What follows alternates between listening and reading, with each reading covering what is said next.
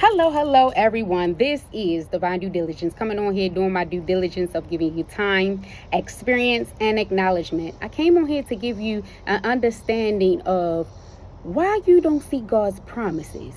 If God promised you something and it's been years and years and years and years and you have not seen it yet, there's a problem in it somewhere. No matter what you think, no matter what you may conjure up in your mind that God has forgotten you, He has not. But He's looking for you to bring action to the table. I know the Christian folks say it doesn't matter how long it takes, but you put the time on it. God does not put the time on it. If you are in alignment for it, at that given moment, when you ask God for something that you desire and you don't receive it, there's something that's going on with you in that area that you're not receiving something that God has promised you. So, without further ado, I'm going to give you this understanding. God shows you the promises, but are you participating in it? What did you see when you were a child? Ask yourself that question, because a lot of us see things when we are children, knowing that's supposed to be a part of our life, but we reach a certain age, 50, 60, 70, 80, and we still have not seen it yet. I am asking you to ponder and think about that question, because at the end of the day, there is something that you must do, or there is something that God requires of you to get to that place of receiving His promises. So think back. Before disappointment changed your expectations, because God doesn't lie. So at the end of the day, you can always expect to God to do exactly what He said He's going to do. You can't expect man, but you can expect God, because He said His word, whatever type of word, whether He give you as a promise, whether He give you as word biblically, whatever it may be, He said it will not return to Him void. So keep thinking. Before people told you what you could not become, before failed relationships, before bills, responsibilities, heartbreak, rejection, fear, religion, comparison, and survival became louder than an image. What did you see? When you imagined your future as a child, what did it look like? Where were you living? What were you doing? When or who were you helping? What gifts were you using? Were you writing, teaching, speaking, creating, lending, or leading, building a business, raising a family, traveling, ministry, designing, serving people, and perhaps most importantly, how did the future version of you feel? Was it free, successful, peaceful, purposeful, loved, secured, powerful, generous, whole? Sometimes childhood dreams are simply imaginations, but sometimes a childhood desires can become the easiest language through which a person becomes recognizing their gifts, values, callings, and possibilities. For a believer, that raised a deep question. Could God have been planting something in you before you have the vocabulary to understand it? Jeremiah 1:5 says this: before I formed thee in the belly, I knew thee. God's knowledge of Jeremiah's purpose existed before Jeremiah understood it. That does not mean every childhood fantasy is automatically a prophecy from God. It means what should not automatically dismiss the reoccurrence of your desires, your abilities? Did you bury them? Or was it a vision that had followed us or you or me throughout our lives? Some things deserve to be revisited prayerfully. So let's talk about a promise. What is a promise? A promise is an assurance that something will be done, given, or fulfilled. Biblically, however, we had to distinguish between them.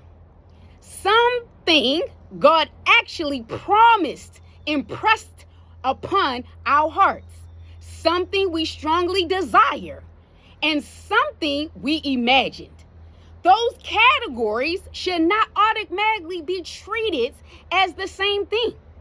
Numbers 23:19 teaches us this. God is not a man that he shall lie. The character of God is very, very, very trustworthy. I want to tell you that much. But God's faithfulness does not mean that every desire we have automatically came from him. This is why discernment matters. Discernment. Discernment means the ability to distinguish between things that may initially appear similarity to. Spiritually, it involves asking. What did you say, divine? It involves asking, is this God? Is this me? Is this fear? Is this ego? Is this somebody else's expectations? Is this wisdom? 1 Thessalonians 5:21 gives an example of an excellent principle. Prove all things. Hold fast that which is good. Don't blindly accept everything. Test it. God may give the vision, but you still have to move. This is where many people become stuck. They have prayed, they have dreamed, they have talked, they have envisioned, they have prophesied, they have written things down, but they have not moved.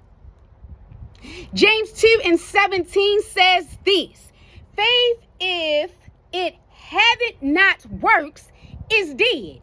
That does not mean we manipulate or provoke God into blessing us by performing enough actions. It means genuinely. Faith normally produces corresponding actions. Oh, yes, it do. It takes action to receive something from God. I promise you. You got to do something to get something. You got to do what you want. You got to do something to get what you want. You got to do something to get what you want. If you believe God called you to write, eventually you have to write. If you believe you are supposed to own a business, you are or you have to learn business. If you believe you are supposed to teach, eventually you have to study. If you believe you are supposed to help people, eventually you have to develop the capacity to help them responsibly.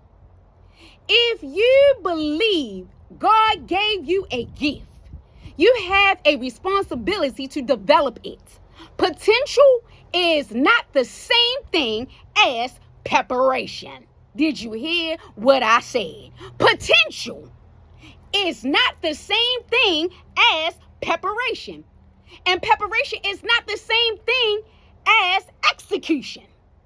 You can have enormous potential and still remain in the exactly in the same place, because potential that is never developed remains potential. Did you hear what I said? It remains potential. But we say, I'm waiting on God, sometimes that statement is absolutely true. Scripture repeatedly teaches patience and waiting upon God. Isaiah 40:31 says this: they that wait upon the Lord shall renew their strength. So waiting is a biblical principle, but there is a difference between waiting faithfully and remaining inactive. Sometimes we say, I'm waiting on God, when the real question may be, what instructions has God already given you that you have not acted upon? Maybe you have been praying for a business while refusing to create the business plan. Praying for financial change while refusing to examine your spending. Praying for a different career while refusing to apply yourself. Praying for your gifts to grow while refusing to practice. Praying for healthier relationships while continuing to ignore unhealthy patterns. Prayer and actions are not enemies. They belong together. Proverbs 16:3 says this: commit thy works unto the Lord. Notice the word works. There is something being done. Movement means progression from one position or condition towards another. Spiritually, spiritual movement can look like learning, studying, applying, creating, healing, saving, leaving unhealthy environments, developing, discipline, setting boundaries, starting over, forgiving, asking for help, changing habits, building relationships, or simply taking the next responsible step. Moments or movements doesn't always mean doing something enormous. You ain't gotta be big or grandiose. Sometimes obedience is one small decision repeated consistently. Let's look at your circle though. Now ask yourself another uncomfortable question. Who are or who was around me then, and who is around me now? If your circle has remained exactly the same for years, examine what that environment has produced or has been productive for you. Not everybody from your past needs to be removed. Longevity does not automatically mean dysfunction, but longevity does not automatically mean loyalty either. Did you hear what I said? Divine, let's say it again. But longevity does not automatically mean loyalty either. Ask, do these relationships produce growth? Can these people celebrate me without competing with me? Do they correct me when I'm wrong? Do they encourage responsibility rather than excuses? Can I become different without being punished for change? Do I leave conversations energized towards purpose, or consistently discouraged, confused, or at a depletion? My God. Are you depleted? Do you feel stuck in the same area or arena for years? No movement, just stagnation. Because you are around who you are. Did you say that, divine? Yes, I did. Birds of a feather flock together. They don't go off to another suit. They stay within one another. So if you are looking at people in the same areas of their life and have not developed in nothing that they said, quote unquote, that God has promised them, you got to get to a place of recognizing that who I am around is what I am giving off. Sometimes God will put you in a place that you are in the midst of that, but you would never stay there. You're in the midst to show somebody something different, but there is nothing there to keep you there if you are not having the same mindset. So Proverbs chapter 13 and 20 says this: he that walketh with wise men shall be wise. Your environment matters. I don't care if you married. Your environment matters. I don't care if it's mom and dad. Your environment matters. I don't care if it's mom, children, grandparents, uncle, sister, brother, whatever the case may be. Your environment matters. Environment means the surroundings, conditions, and influences that affects a person's development. Are you being developed? Is that movement? Your environment isn't merely your house. It includes your friendships, your marriage, your workplace, your social media, your entertainment, your conversations, your habits, your information, and the voices you repeatedly allow access to your mind. If you continuously consuming fear, gossip, hopelessness, bitterness, and limitations, eventually those messages can influence your thinking. Romans 12 and 2 therefore teaches us, be ye transformed by the renewing of your mind. Transformation requires examining what is shaping your mind. Is it negative energy? What do we actually mean by that, divine? People frequently use the phrase negative energy. It can be helpful to define exactly what we mean. So instead of automatically assuming a supernatural force, negative energy may describe an environment, the characteristics by constant criticism, manipulation, hostility, jealous, contentment, chronic conflict, discouragement, emotional instability, fear, control, resentment, or repeated boundaries of violations. Living around these patterns can genuinely leave someone feeling mentally and emotionally depleted.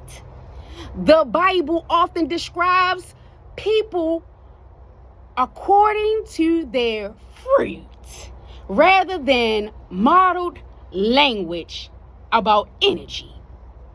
But we are energy though. Whatever vibes you give off is the vibes you're going to get back, I promise you. I promise you. Whatever you dish out, you get it back, right? So it's the same thing. Galatians 5:22 through 23 describes the fruit of the Spirit as including love, joy, peace, long-suffering, gentleness, goodness, faith, meekness, and temperance. So rather than only asking, what energy does this person have?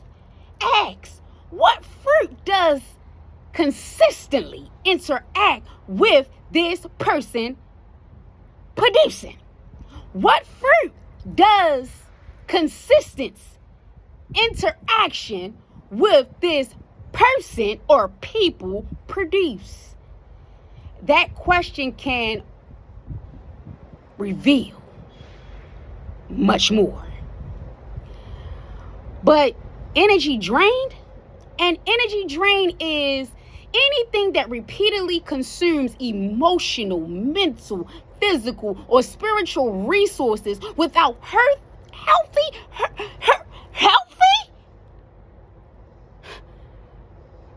restorance or reciprocity. That's a great word. It's a give and take thing.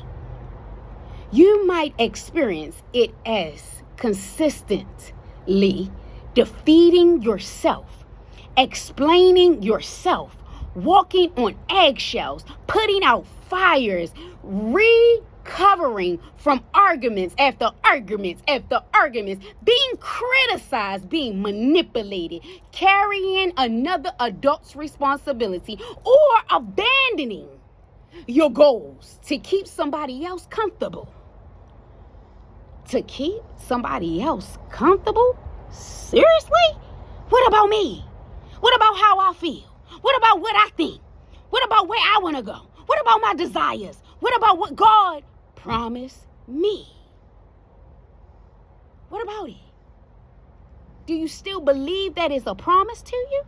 Or because I haven't seen it yet, it's not developing or has not been developed?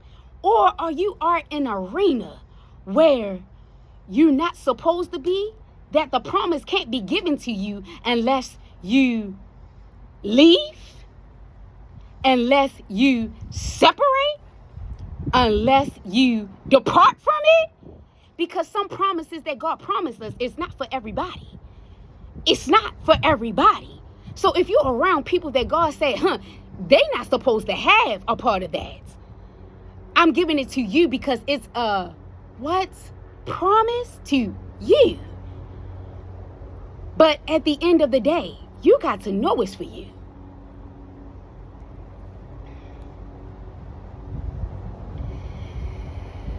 Wow. I had to take a pause right there. Whew, that was a consumption right there. Or abandoning your goals to keep someone else comfortable. Wow, that was a big pause. But discernment is important.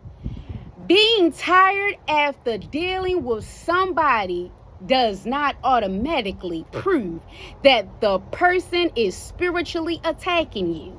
Sometimes the explanation is related to dysfunction.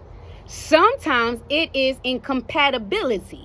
Sometimes it's poor communication. Sometimes it's chronic stress. Sometimes it may be just manipulation. Sometimes it is unresolved trauma. Sometimes abusive behavior. And sometimes you yourself may also be contributing to the unhealthy dynamic.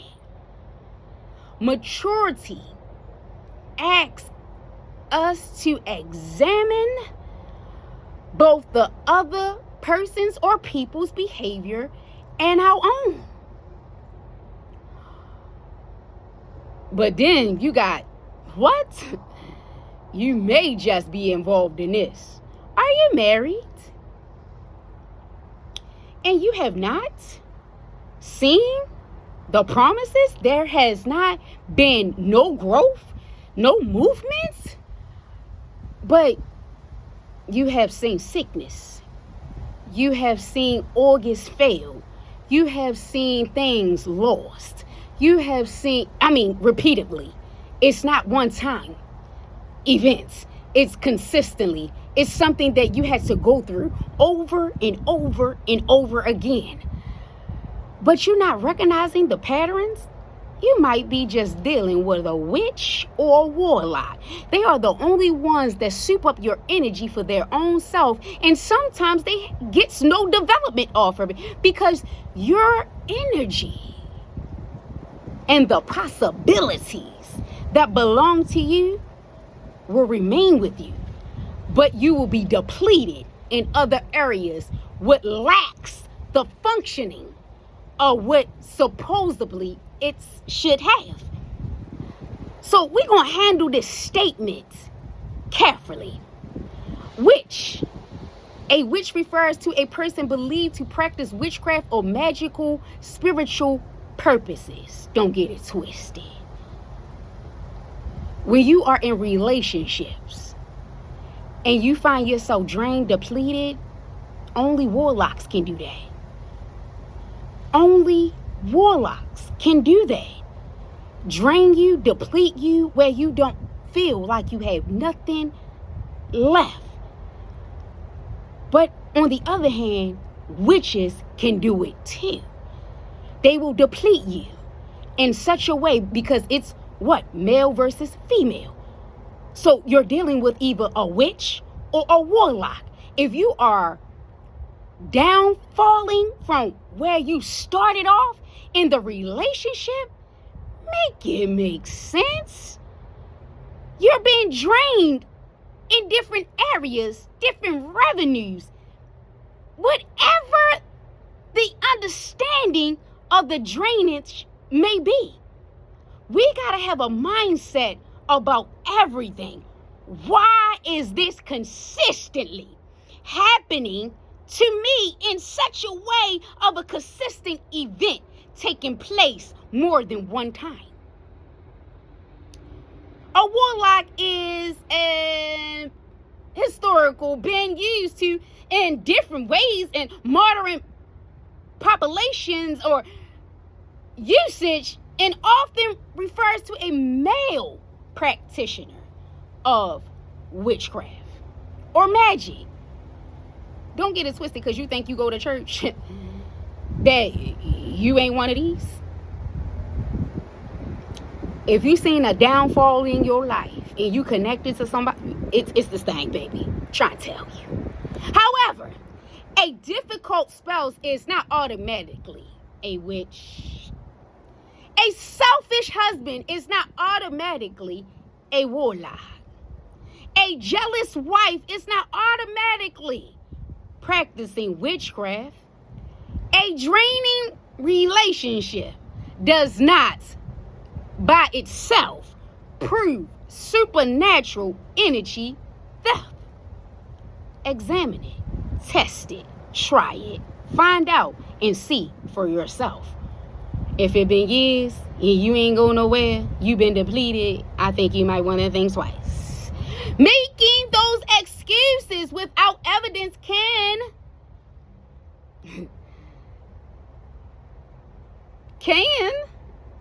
detach from the behavior that actually needs to be confronted.